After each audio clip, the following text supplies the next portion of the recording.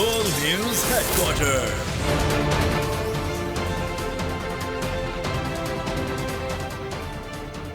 अस्सलामुअलैकुम। World news headquarters में खुश आमदीद। मैं हूं आपके साथ अनम जुल्फ़िकार और मैं हूं आमना खटाना। हेडलाइंस आप जान चुके हैं। आज हम बात करेंगे वज़ीर आज़म का ऐलान, नून लीग की बड़ी तैयारी, सियासी नोकझोंक शुरू, परवेज इलाही का राहदारी रिमांड, चीफ जस्टिस आबदीदा,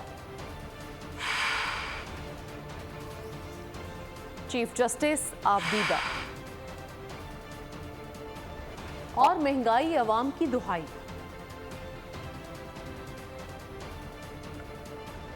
बुलेटिन का आगाज करते हुए सबसे पहले आपको बताएंगे कि अमनो अमान और सरहदी सूरत हाल के बावजूद इलेक्शन इल्तिवा का इम्कान दिखाई नहीं दे रहा। निगरान वज़ीर आज़म अनवारुल हक काकड़ की अमरीकी नशरियाती इदारे से गुफ्तगू, कहते हैं कि हल्का बंदियों के बाद इलेक्शन का ऐलान जल्द होगा। वज़ीर आज़म ने सियासी इंतकाम का तासुर भी मुस्तरद कर दिया। पाकिस्तान में किसी का नाम भी लेने पर कोई पाबंदी नहीं। मजीद बोले कि चेयरमैन पीटीआई का मामला अदालत में है। तालिबान से बातचीत के सवाल पर कहा कि पाकिस्तान का मफाद अव्वलीन तरजीह है। पाक सरजमीन की हिफाजत के लिए जहां कार्रवाई जरूरी समझेंगे करेंगे। ये तासुर दुरुस्त नहीं कि अमेरिका साजिश के तहत असलहा अफगानिस्तान में छोड़ कर गया। भारत पर तनकीद करते हुए कहा कि मकबूजा कश्मीर को सबसे बड़ी जेल में तब्दील कर दिया।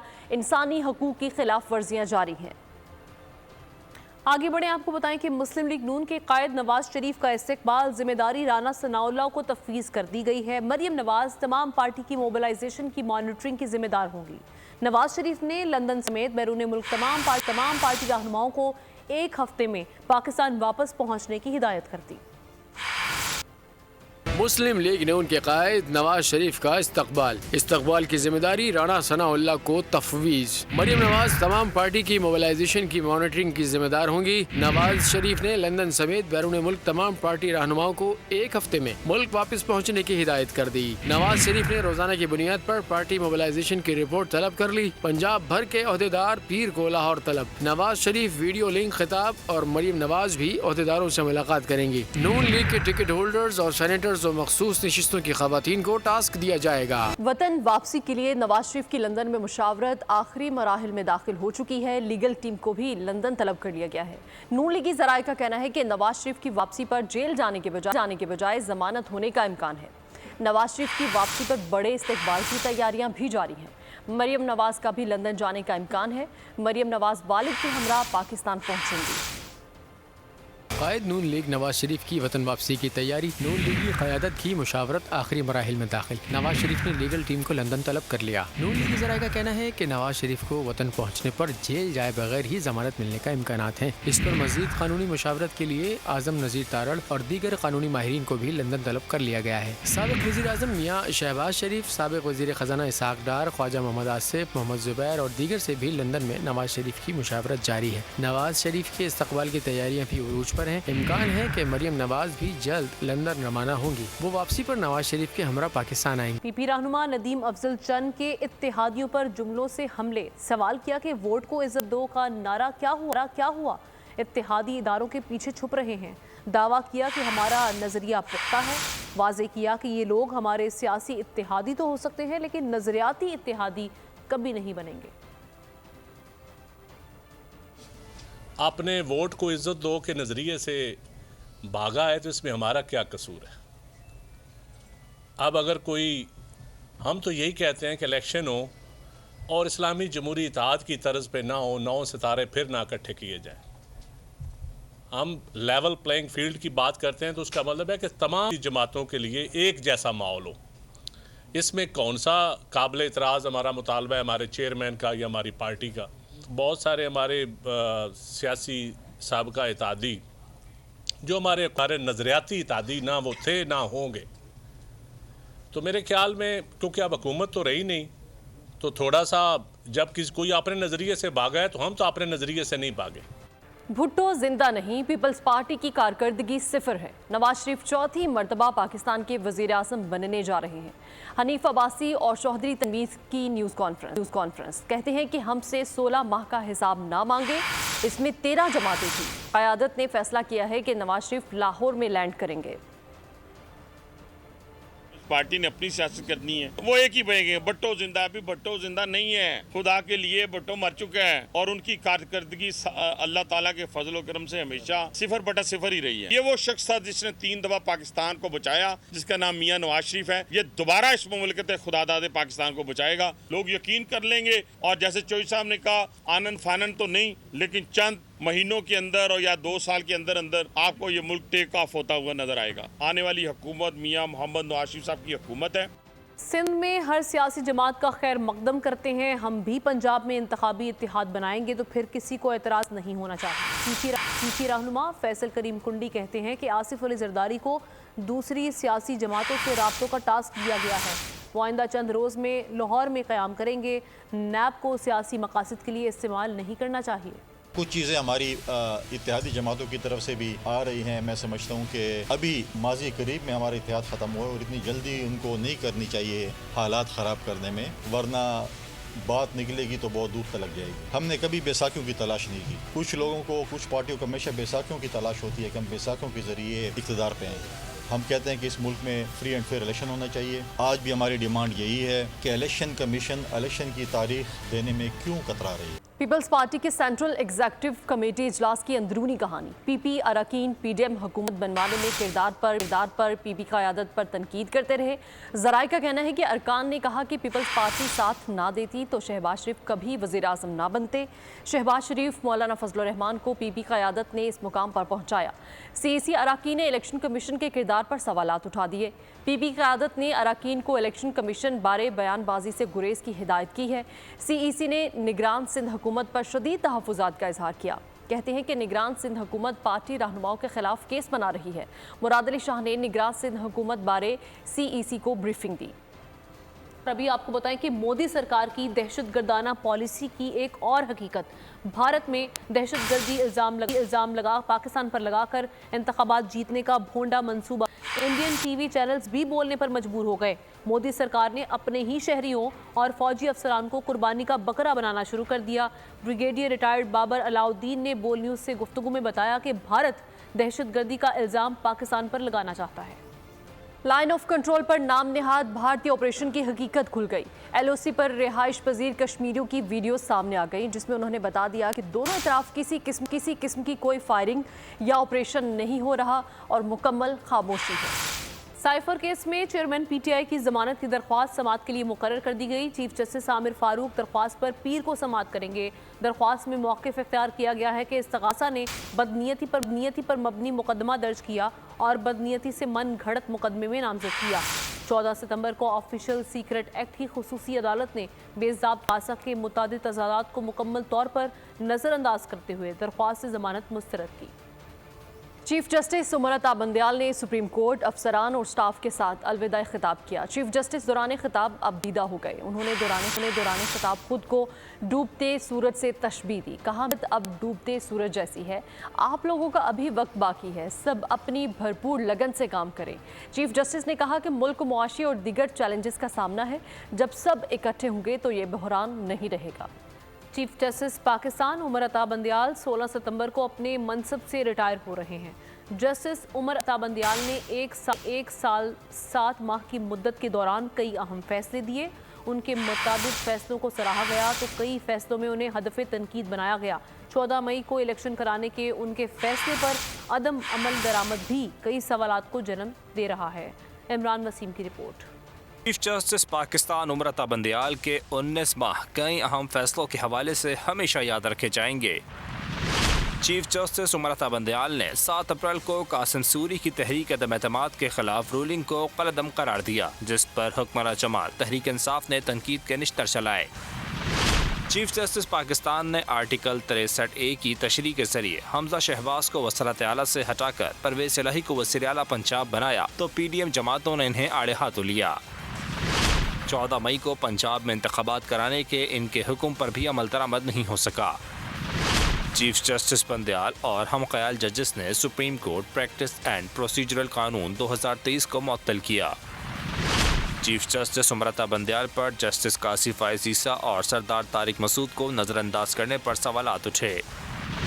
चीफ जस्टिस उमरता बंदयाल फौजी अदालतों के खिलाफ दरख्वास्तों पर भरपूर समातों के बावजूद मामला मुंतकी अंजाम तक न पहुँचा सके। इमरान वसीम, बोल न्यूज़, इस्लामाबाद।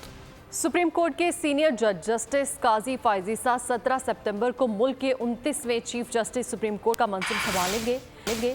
नामजद चीफ जस्टिस काजी फाइज ईसा फौजी अदालतों, हदीबिया पेपर्स मिल, फैजाबाद धरना और कई दीगर केसेस के फैसलों के हवाले से जाने जाते हैं। ये रिपोर्ट देखिए इस हवाले से।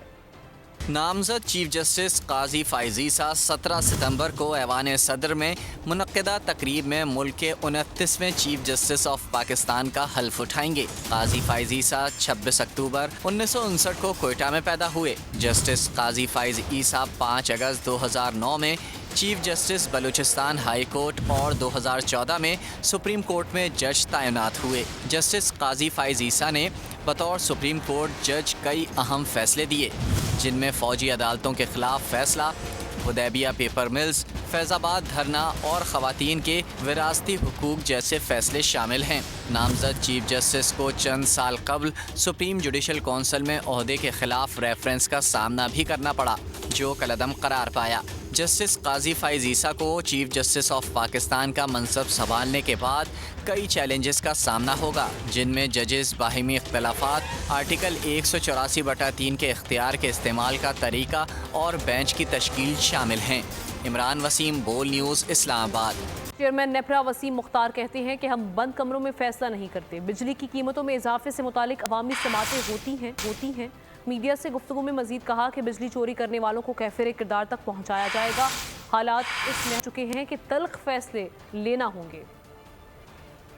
डॉलर माफिया के खिलाफ क्रैकडाउन जारी है। अमेरिकी करेंसी की बढ़ती रफ्तार को ब्रेक लग चुका है। वापसी का सफर तेज हो गया। एक हफ्ते के दौरान इंटरबैंक में डॉलर की कीमत 6 रुपये 10 पैसे कम हो गई। डॉलर माफिया के खिलाफ क्रैकडाउन, अमेरिकी करेंसी की बढ़ती रफ्तार को ब्रेक। मुल्क भर में डॉलर की स्मगलिंग के खिलाफ मौसर क्रैकडाउन जारी। ज़ख़ीरा अंदोसों के खिलाफ कार्रवाई से करेंसी की खुफिया मार्केट में हलचल मच गई।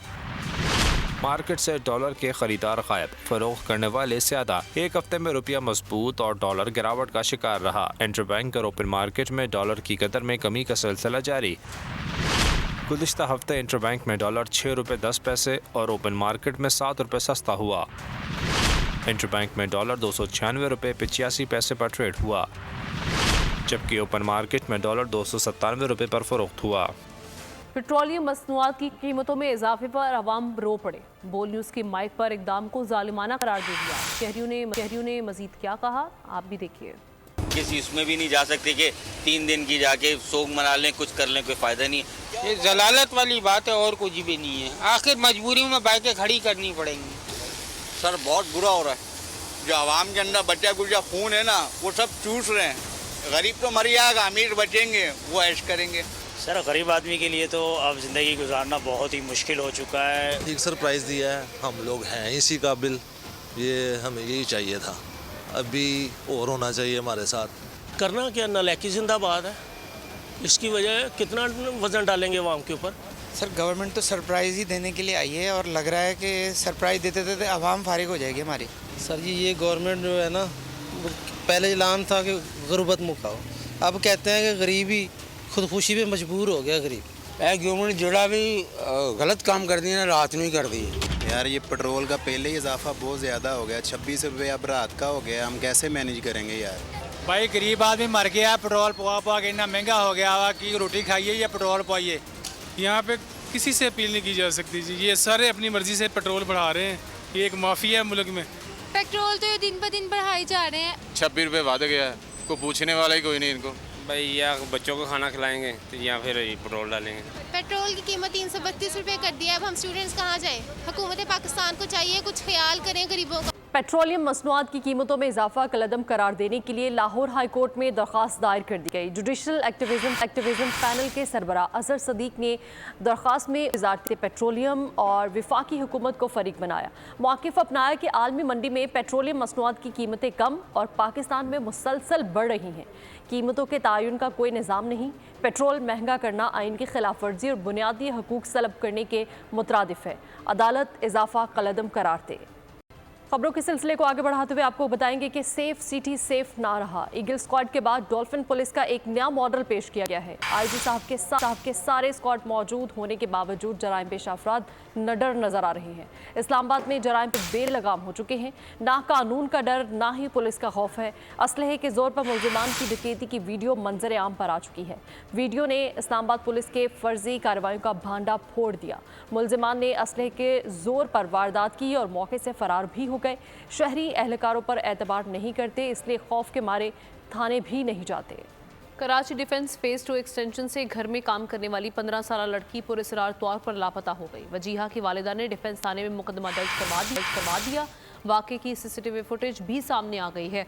लड़की की वालिदा घरों में काम करती हैं। बच्ची की वालिदा का कहना है कि वजीहा को मालिकन के घर पैसे लेने भेजा था, लेकिन वापस नहीं पहुंची। पुलिस ताहाल बच्ची का सुराग ना लगा सकी। लख्ते जिगर लापता, माँ शिद्दत गम से निढाल। कराची डिफेंस फेज 2 एक्सटेंशन से घर में काम करने वाली 15 साल लड़की पुरस्रार तौर पर 3 रोज से लापता। पुलिस ताहाल सुराग लगा न सकी। वजिया 13 सितंबर को फ्लैट से काम करके निकली और घर वापस ना लौटी। वालदा ने डिफेंस थाने में मुकदमा दर्ज करवा दिया। लड़की की वालदा घरों में काम करती हैं। वालदा का कहना है वजिया को मालकन के घर पैसे लेने भेजा था। फ्लैट से निकलने के बाद कहां गई कुछ पता ना चल सका। वाक़े की सीसीटीवी फुटेज भी सामने आ गई। पुलिस हुक्काम का कहना है मुबैना अगवा की तहकीकात कर रहे हैं। लड़की फ्लैट से निकलने के बाद कहां गई, किसने अगवा किया, केस पुलिस के लिए चैलेंज बन गया। और आपको बताएं कि पाकिस्तान क्रिकेट टीम को बड़ा झटका। फास्ट बॉलर नसीम शाह के वर्ल्ड कप से बाहर होने का खदशा। दुबई में कंधे का स्कैन टेस्ट मुकम्मल। कंधे के पट्टों में खतरनाक इंजरी का इंकशाफ। क्रिकेट बोर्ड का किसी दूसरी जगह से स्कैन कराने का फैसला। कंधे की तकलीफ फास्ट बॉलर को कम से कम 6 माह क्रिकेट मैदानों से बाहर कर सकती है।